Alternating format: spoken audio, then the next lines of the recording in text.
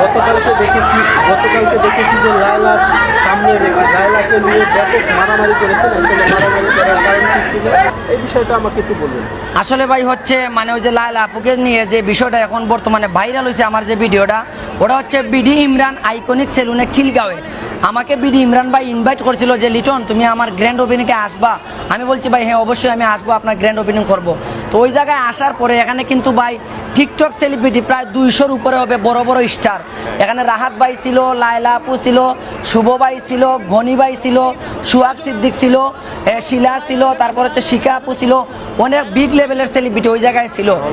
তো এখানে লায়লা আপু উপস্থিত থাকার শর্তে আমাকে গনি ভাই, আপনারা তো সবাই চিনেন, উনি আমাকে একটা কোয়েশ্চেন করলো যে লিটন তোকে অনেক দিন পরে ভাই পাইছি, আজকে তোর শক্তিটা পরীক্ষা করা হবে যে তুই সিলেট থেকে এত সুন্দর সুন্দর ভিডিও করস, ব্যান হইয়া চিল্লানি দেশ রক বাওয়াস, আজকে তোর শক্তিটা পরীক্ষা করব। আমি বললাম গনি ভাই কিভাবে পরীক্ষা করবেন ভাই আমাকে একটু বলেন।